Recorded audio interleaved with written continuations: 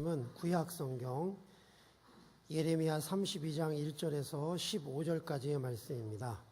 구약 성경 1102쪽에 있는 예레미야 32장 1절에서 15절까지의 말씀입니다. 봉독하겠습니다. 유다의 시드기야 왕 열째 해 곧 느부갓네살 18째 해에 여호와의 말씀이 예레미야에게 임하니라. 그때 바벨론 군대는 예루살렘을 에워싸고 선지자 예레미야는 유다의 왕의 궁중에 있는 시위대 뜰에 갇혔으니 이는 그가 예언하기를 여호와의 말씀에 보라, 내가 이 성을 바벨론 왕의 손에 넘기리니 그가 차지할 것이며 유다 왕 시드기야는 갈대아인의 손에서 벗어나지 못하고 반드시 바벨론 왕의 손에 넘겨진 바 되리니 입이 입을 대하여 말하고 눈이 서로 볼 것이며 그가 시드기야를 바벨론으로 끌어가리니 시드기야는 내가 돌볼 때까지 거기에 있으리라. 여호와께서 이와 같이 말씀하시니라. 너희가 갈대아인과 싸울지라도 승리하지 못하리라 하셨다 하였더니 유다 왕 시드기야가 이르되 내가 어찌하여 이같이 예언하였느냐 하고 그를 가두었음이었더라. 예레미야가 이르되 여호와의 말씀이 내게 임하였느니라 이르시기를 보라, 내 숙부 살룸의 아들 하나멜이 내게 와서 말하기를 너는 아나두세 있는 내 밭을 사라, 이 기업을 물을 권리가 내게 있느니라 하리라 하시더니 여호와의 말씀과 같이 나의 숙부의 아들 하나멜이 시위대 뜰 안 나에게 와서 이르되 청하노니 너는 베냐민 땅 아나두세 있는 나의 밭을 사라, 기업의 상속권이 내게 있고 물을 권리가 내게 있으니 너를 위하여 사라 하는지라.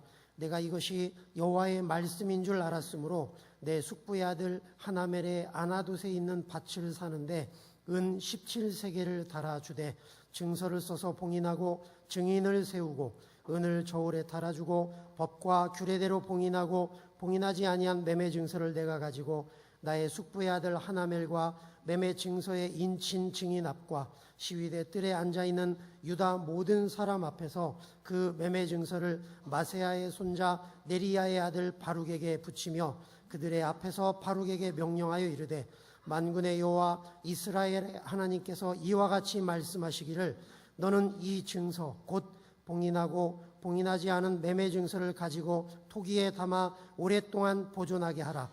만군의 여호와 이스라엘의 하나님께서 이와 같이 말씀하시니라. 사람이 이 땅에서 집과 밭과 포도원을 다시 사게 되리라 하셨다 하니라.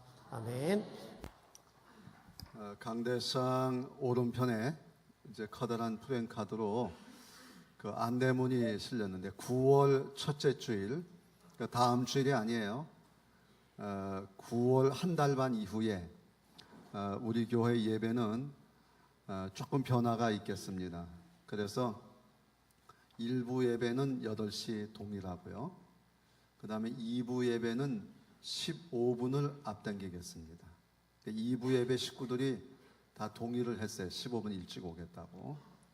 그리고 이제 3부 예배인데 11시 반에서 11시로 이렇게 변화를 주겠습니다. 그러니까 여러분이 착오가 없으시기를 바라고 11시 반에 오게 되면 아마 설교 반쯤 끝났으리라 생각되는데 그렇게 하는 일 없고 꼭 11시 9월 첫째 주일부터 이제 그렇게 하도록 하겠습니다. 국민일보에 난 기사에 보게 되면 미국의 그 교회 학자, 그러니까 교회를 연구하는 학자 톰 레이너라고 하는 분이 교회가 죽어가는 6가지 단계 이런 얘기를 했어요. 죽어가는 6가지 단계. 그러니까 지금 내가 죽어가는지도 모르고 죽어가는 형국이라는 거죠. 지금 미국 교회가 그렇다는 거예요. 근데 한국 교회도 다를 바가 없어요. 근데 그냥 죽어가는 이유는 뭐냐면 대책이 없으니까 죽는 거예요. 그 마치 그 물고기 물속에 개구리를 집어넣으면 뜨거우면 그냥 팍 튀어나오잖아요. 그런데 그게 찬물에다가 집어넣었다가 밑에서부터 조금씩 데우기 시작하면 이게 언제 물이 뜨거워지는지 모르고 그냥 죽는 거죠. 그러니까 지금 우리 형국이 지금 그렇다는 거죠. 그분이 6가지 단계를 얘기하면서 그 첫 번째가 뭐냐면 무관심한 교회. 그러니까 교회 관심이 별로 없어요. 그냥 왔다 가는 거죠. 그 대표적인 게 뭐냐면 교회를 그 백화점 쇼핑하듯이 왔다 가는 거죠. 그러니까 와서 좋은 거 있으면 사고 또 뭐 때로는 없으면 또 그냥 가기도 하고, 그러니까 습관적으로 왔다가 그냥 가는 거예요. 그러니까 그런 교인들일수록 그 대형마트 뭐 찾듯이 아주 시설 좋은 데를 이제 찾아가겠죠. 아무런 책임감도 기대도 하지 않고 그냥 내가 원하는 것만 찾고 가는 교회, 신앙생활, 이것은 마치 무관심한 교회의 대표적인 현상인데, 이것이 한국 교회도 이런 상황들이 많이 만연해 있다. 이제 그런 얘기죠. 그 두 번째는, 죽어가는 교회 두 번째는 목사를 자주 바꿔요. 그래서 우스갯소리로 그런 말이 있어요. 제가 그런 얘기하죠. 열심히 목회 잘해요. 교인들이 좋아하는 목사는 어떤 목사인 줄 아냐? 새 목사다, 새 목사. 그래서 죽어가는 교회의 두 번째 특징은 목사를 바꾸는 거예요. 그러니까 나에게 책임 있는 게 아니고 목사에게 있다. 제가 아는 어떤 교회는 제자 훈련 잘 된 교회 교인들이 나와가지고 교회를 개척을 했어요. 아주 대단해요. 헌금하는 것도 대단하고 열심도 대단해요. 5년 됐는데 목사가 세 번째 바뀌어요. 제자 훈련해가지고 머리만 컸는 것 같아. 그냥 책임은 자기들이 지려고 하나고 목사에게만 모든 걸 맡기려고 그러죠. 그럼 안 되는 거죠. 그리고 이제 세 번째 특징이 뭐냐면 전통을 고수하면서 변화하려고 하지 않아요. 이제 그러니까 여기서 나타나는 현상은 젊은이들이 분노를 해요. 그러니까 변하지 않는 것에 분노하는 거죠. 그러니까 남들은 지금 핸드폰을 쓰면서 그거 가지고 젊은이들은 뭐 세계를 날아다녀요. 그거 하나 가지고. 그런데 아직도 죄송해요. 핸드폰은 전화라고만 고집하는. 계속해서 그런 건 못 쓰는 거죠. 근데 교회도 마찬가지거든요. 그러니까 삶의 스타일이 좀 바뀌어야 되는데 바뀌지 않아요. 그러니까 젊은이들이 떠나요. 그럼 교회는 사기를 잃어버려요. 교인들도 자연히 결석자가 많아지기 시작해요. 그리고 문 닫아요. 그게 6단계를 이야기하고 있는 거죠. 그러니까 우리는 이렇게 죽어가는 교회로 있을 수 없다. 그래서 어떤 변화를 우리가 세워야 되겠는데, 그 변화의 대책이 뭐냐? 바로 예배 시간을 좀 땡기자. 그리고 하는 게 뭐냐면 주일날 일단 예배를 오면 오신 분들이 모여서 잠깐이라도 말씀을 나누고 기도하고 그리고 헤어지도록 하자. 그래서 4부 예배가 신설이 돼요. 2시에 청년 예배가 이제 신설이 됩니다. 그러니까 청년들의 오랜 수건이 뭐냐? 우리도 우리의 예배를 달라. 그래서 이제 청년들 예배를 이제 기회를 드리는 겁니다. 그래서 우리들은 오후 예배가 없어졌다. 아쉬우면 청년 예배 드리면 되고요. 그리고 그 저녁 시간에 남는 시간에 가능한 가족들끼리 모여서 같이 가정 예배도 드리고 또 가족을 더 화목하게 하는 이제 그런 일에 쓰시면 좋겠다. 이제 이런 뜻에서 이제 이렇게 바꾸는 겁니다. 변화를 얘기하는 거예요. 오늘 성경은 우리가 지난 한 주간 동안 보았던 에레미야 서 가운데에 한 장을 선택을 했습니다. 32장입니다. 여기에는 우리가 잘 아는 아나돗의 밭을 사는 에레미야의 이야기가 이제 나오고 있습니다. 자, 에레미야의 이야기를 통해서 오늘 이 시대에 우리 교회가 변화해야 되고 어떤 방향으로 나가야 될 것인가를 같이 생각하면서 은혜를 나누려고 합니다. 여러분 혹시 말이죠, 다윗의 반지라고 하는 이야기를 들어보셨어요? 다윗의 반지 혹시 보신 적이 있어요? 아무도 본 사람이 없을 거예요. 왜냐하면 탈무드에 나오는 이야기이기 때문에 그렇습니다. 이 다윗이 금은 세공 장인을 불러가지고 내가 낄 반지를 하나 만들어 봐라. 그런데 그 반지에는 다이아몬드를 한다, 뭐 루비를 한다, 사파이어란 보석을 박을 생각을 하지 말고 글씨를 하나 새겨 가져와라. 글씨. 그래서 그 글씨가 뭐냐면 내가 그 글을 보자마자 내가 나를 되잡을 수 있는 그런 글씨가 필요하다. 전쟁에 승리하면 오만할 터인데 오만한 나를 겸손하게 만드는 글. 전쟁에 패배하면 절망할 텐데 용기를 줄 수 있는 글을 새겨가지고 와라. 뭐 금은 세공하는 사람이 반지만 만들 줄 알았지 그런 글을 뭐 어떻게 쓸 수 있겠어요? 누구를 찾아갔을까요? 솔로몬을 찾아갔습니다. 얘기를 합니다. 임금님께서 반지를 만드는데 글씨를 새겨오라 그랬습니다. 전쟁에 승리하면 오만할 터인데 겸손하게 하는 글. 전쟁에 패배하면 절망할 터인데 용기를 줄 수 있는 글을 뭔지를 나에게 알려주십시오. 그랬더니 솔로몬이 이 얘기를 듣자마자 딱 얘기를 합니다. 그것은 바로 이것입니다. 여러분 뭘 것 같습니까? 거기에 이렇게 쓰라 그랬답니다. 이 또한 지나가리라. 이 또한 지나가리라. 승리를 해도 한순간이라는 거예요. 패배를 해도 한순간이라는 거예요. 순간에 좌우되지 말라는 거예요. 순간이 아닌 영원을 위해서 살아갈 수 있겠다 생각하면 오만함 속에도 겸손할 수 있고 절망 속에도 용기를 가질 수 있다고 하는 것입니다. 여러분 신앙생활이라는 게 뭐예요? 오늘 이 순간을 잘 살기 위해서 신앙생활하는 거 아닙니다. 우리가 믿어야 될 시간은 한순간이 아니라 영원한 그 세계를 시간을 살아가기 위해서 하나님께서 우리에게 말씀하시는 겁니다. 누구든지 저를 믿는 자마다 멸망치 않고 영생하도록 사는 거예요. 신앙인의 시간은 순간이 아니라 영혼의 시간이라고 하는 거예요. 영혼을 살 수 있는 사람이 이 시대를 가장 지혜롭게 살아가고 가장 승리하는 인생을 살아갈 수 있다고 하는 거예요. 절대로 승리해도 오만하지 않습니다. 겸손합니다. 패배해도 절망하지 않습니다. 용기를 얻고 나아갈 수 있다고 하는 말입니다. 오늘 성경에 우리에게 그것을 가르쳐주고 있어요.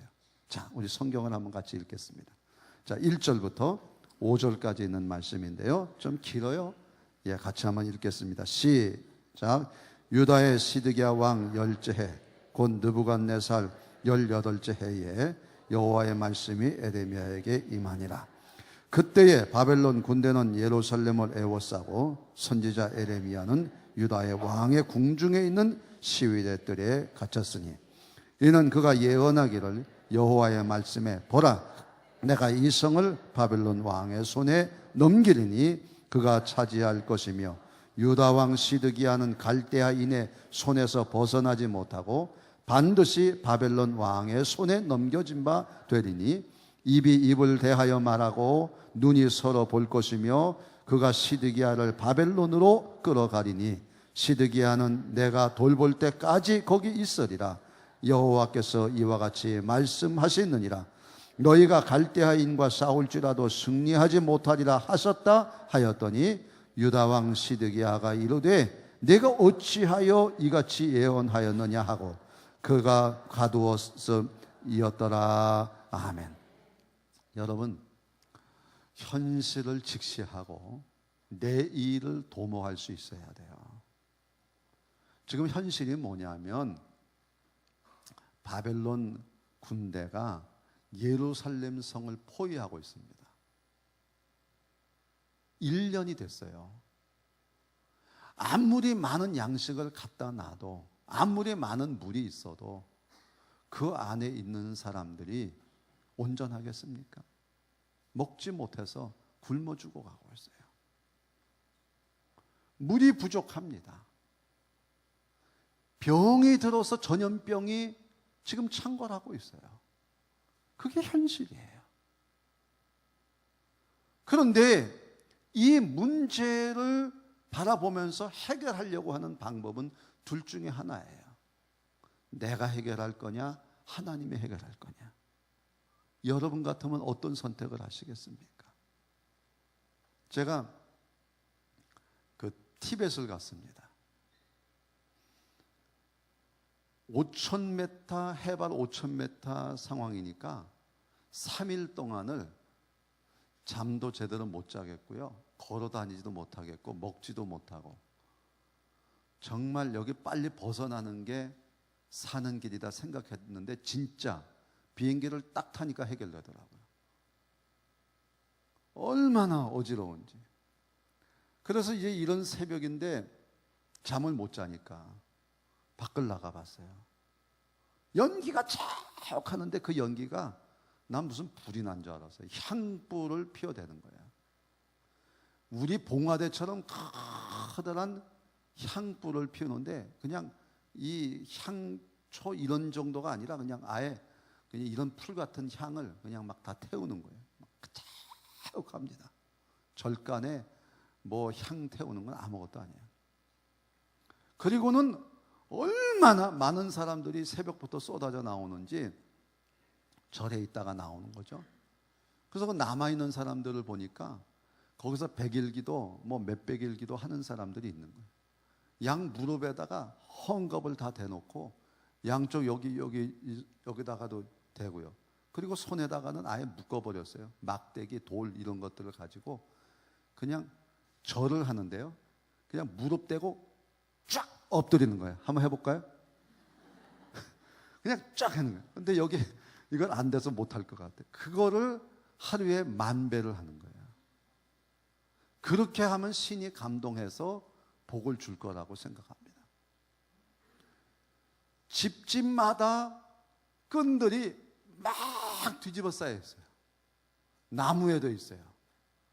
해발 5,000m 산에 빙하가 있는데 그 빙하 산 꼭대기에서부터 그 리본들이 막 가득가득 있어요. 이게 뭐냐? 그랬더니 불교 경전을 써놓은 글이랍니다. 경전 리본을 그렇게 달아놓은 거예요. 그러니까 경전에다가 뭐 거기 다 쓰지는 않았는데 경전이라 하고 그냥 그렇게 하는 거예요. 그러면 귀신이 침투하지 못하는 거예요. 그 씌워져 있는 동안에. 인간의 힘으로 신을 감동시켜서 복을 받겠다고 하는 생각이 일반 종교가 가지고 있는 생각입니다. 이 시드기야가 똑같은 생각을 가졌습니다. 절대로 우리는 망하지 않는다. 거짓 선지자가 얘기해요. 그 이유 가운데 하나가 뭐냐? 예루살렘 성전이 있다. 여기 하나님이 계신다. 하나님이 계시는데 어디 감히 누가 여기를 쳐들어오느냐? 또 여기는 하나님만 있는 게 아니고 여기는 바알도 있고 아세레다 있고 몰렉도 있고 많은 우상들을 여기다 갖다 놨기 때문에 그 많은 신들이 있는 이 성전이 있으니까 절대로 망하지 않을 것이다. 하나냐라고 하는 거짓 선지자가 계속해서 그를 설득을 하는 거예요. 교회가요 타락하면 딱 그렇겠습니다. 로만 캐톨릭의 종교개혁 당시에 교회를 잘 지어놨어요. 열심히 헌금하면 이것 때문에 지옥에 가 있는 사람도 천국 간단 말이야. 우리는 망하지 않을 것이다.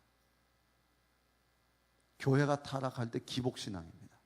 내가 교회다 헌금 얼마 했는데, 내가 남의 걸 도둑질을 했든지 남하고 싸우든지 아무 삶이 변화되는 거 아무 상관이 없어요. 많이 드렸으니까 많이 받을 것이다. 이런 생각을 하는 거예요. 전혀 하나님을 의식하지 않습니다. 내가 했으니까 내가 받을 것이다. 종교개혁자들이 뭐라 그럽니까? 성경에 그렇게 써 있지 않다. 우리는 오직 성경만 믿는다. 둘째, 우리는 우리의 힘이 아니라 하나님이 주시는 은혜로 살아가겠다. 오직 믿음, 오직 은혜. 이렇게 가는 거예요. 오늘 에레미야 선지자는 감옥에 갇혀서 끝까지 얘기를 합니다. 감옥에 갇히고 어려움을 당하고 목에 칼을 쓰고 정말 많은 고통을 겪으면서도 한 가지 딱 얘기하는 거 있어요. 우리의 미래는 하나님의 손에 달려 있는 줄로 믿습니다라고 하는 거예요. 어떤 분이 자기 아이가 왕따를 당한다는 거예요. 몰랐대요. 가정 예배를 드리는데 기도 제목으로 내놓는 거예요. 마음이 얼마나 상하는지 쫓아가 선생님하고 항의를 할까? 그 애들을 왕따시키는 애들 가서 달래볼까? 그러다가 예배 드리는 순간 생각을 했다는 거예요. 하나님이 어떻게 일하시는지 보자. 모든 걸 하나님 앞에 맡겼어요.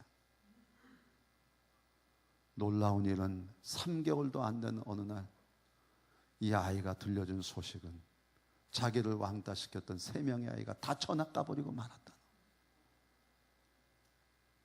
하나님이 하시나. 나는 가난하지만 모든 염려를 하나님께 맡겨서 하나님이 행하시는 일을 보면서 나는 우리 아이들을 키워가고 있습니다. 은혜 받는 거예요. 여러분, 우리가 오늘 이 시간 왜 나왔습니까? 우리의 이 엄한 현실을 누가 해결하겠습니까? 하나님만이 해결해 주실 줄로 믿습니다라고. 에레미야는 끝까지 하나님만 믿고 의지하는 거예요.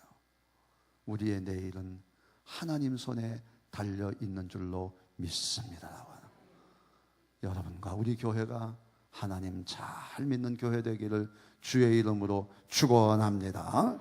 두 번째, 6절부터 15절까지 있는 말씀입니다.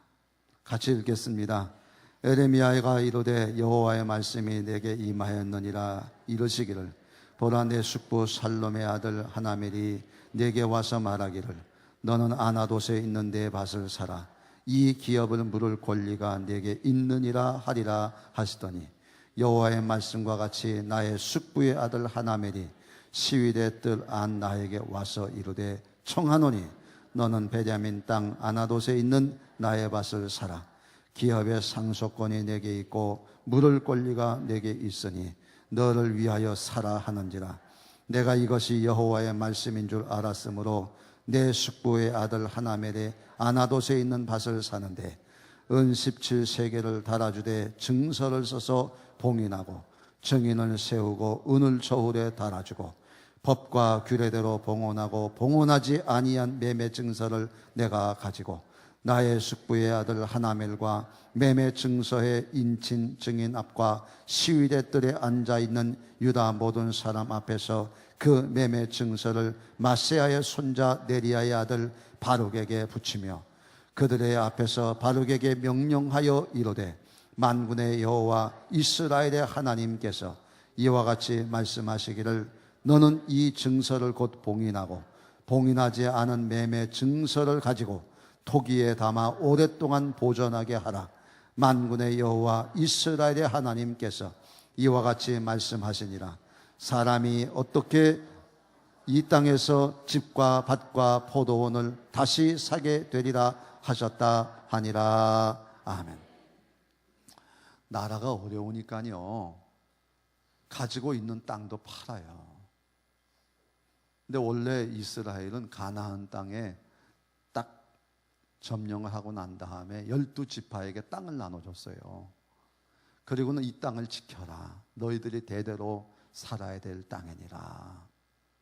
그런데 그 땅을 팔게 되면 꼭 친척에게 팔아서 나 다른 지파에 넘어가지 않도록 해라. 이것이 하나님의 말씀이에요. 그래서 이제 이 땅을 파는데 보니까 우리의 기업을 물을 친척, 그게 바로 에레미야거든. 그 에레미야한테 가가지고 얘기하기를 너는 기업을 이어갈 책임이 있으니까 이 땅을 사라. 얘기를 하는 거예요. 그런데 그런 위급한 상황 속에 왜 땅을 사겠습니까? 왜 팔겠습니까? 그런데 이 에레미야는 하나님의 음성을 들었어요. 여호와께서 말씀하시기를 여호와의 말씀과 같이 하나님 말씀대로 땅 사라는 얘기를 듣게 되는 거예요. 그래서 그는 자기가 현실을 봐서 투자를 하는 것이 아니라 하나님 말씀에 순종하고 하나님 내게 준 사명이라 생각하고 그 땅을 사는데 은 17세겔 많은 돈을 주고 땅을 삽니다. 그리고 많은 사람들 앞에서 자기가 땅을 샀다고 하는 것을 알립니다. 그 이유가 뭐냐? 70년 후에 하나님이 우리를 다시 돌아오게 할 것이다. 이 사실을 믿는다는 믿음의 증표를 보이는 거예요. 70년 후에 돌아온다는 얘기를 어떻게 할 수 있겠습니까? 어떻게 70년이냐 물으니까 어느 성서학자가 이런 얘기를 했어요. 이스라엘 백성들이 가나안 땅에 들어가서부터 하나님 앞에 이건 하나님의 날이니까 쉬어라 했던 게 안식일이 있고 안식년이 있고 희년이 있는데 이스라엘 제대로 지키지 않은 날수가 70년이다 합하니까 그 70년 동안 하나님 훈련시키시는 거예요. 그러니까 하나님이 너무나 정확한 거예요. 제가 지난번에 돈을 잃어버렸더니 옆에서 하는 말이 당신 하나님께 바칠까 안 바쳤죠? 회개하세요. 하나님은 너무나 정확하시다는 거예요. 뭐 내 것을 내가 가지고 있으면 다 내 것 같지만 어떻게 살아도 나가게 하신다. 우리 하나님 뭐 그렇게 뭐 누구 말마다나 치사하게 그런 하나님은 아니지만 한 가지 분명한 것은 하나님은 정확히 계산할 것은 하시는 거예요. 그래서 뭐 11조 생활하고 뭐 이런 것들을 우습게 생각하는 게 아니에요. 하나님은 계산하시는 거예요. 그 70년 후에 돌아올 걸 어떻게 알고 그 땅을 사느냐? 그는 자기를 위해 산 게 아니고 하나님의 사명 감당하기 위해서 사는 거예요. 많은 돈을 들여 사는 거예요. 제가 여러분하고 드리고 싶은 말씀은 뭐냐? 현실에 급급해서 살지 말고 사명을 위해서 여러분의 삶을 투자하기를 주의 이름으로 축원합니다. 맨날 콩당 하면서 바쁜 거 다니다 만날 끝날 때 되게 되면 어떻게 살다 왔냐? 바쁘게 살다 왔다. 아무것도 한 일이 없어요. 우리는 바쁘게 사는 게 아니고 사명을 위해 살기를 주의 이름으로 축원합니다. 사명을 위해 살아야 돼요. 여러분 루즈벨트 대통령이라고 아시죠? 들어봤죠? 자그마치 대통령을 4선을 했습니다. 16년을 했어요. 역사상 전무후무한 일입니다. 미국 대통령 역사상. 그런데 그 대통령 옆에는 지혜로운 아내가 있었어요. 6명의 아이를 키웠는데 한 명이 죽었습니다. 친구가 찾아와서 위로합니다. 그랬더니 대답을 합니다. 나에게는 아직도 잘 키워야 될 5명의 자녀가 있습니다. 슬프고 어려운 시기 다 잊어버려 우리에게 주어진 앞으로 남은 이 일을 위해 살아가는 거예요. 어떤 사람은 5명 내버려 두고 한 명에 대한 슬픔으로 눈물 흘리며 살아가는 사람도 봤어요. 희망을 사는 거예요. 내일을 사는 겁니다. 사명으로 사는 거예요. 남편 루즈벨트가요 장애인이 됐어요. 2발을 쓰지 못하게 됐습니다. 남편이 얘기합니다. 여보, 2발이 없는 나를 아직도 사랑해요? 아내가 말하지요. 여보, 나는 당신의 2다리만 사랑한 줄 아세요? 내가 사랑하는 것은 당신의 인격과 당신의 삶입니다. 당신은 무엇이든지 할 수 있어요. 꿈과 희망을 가지시기를 바랍니다.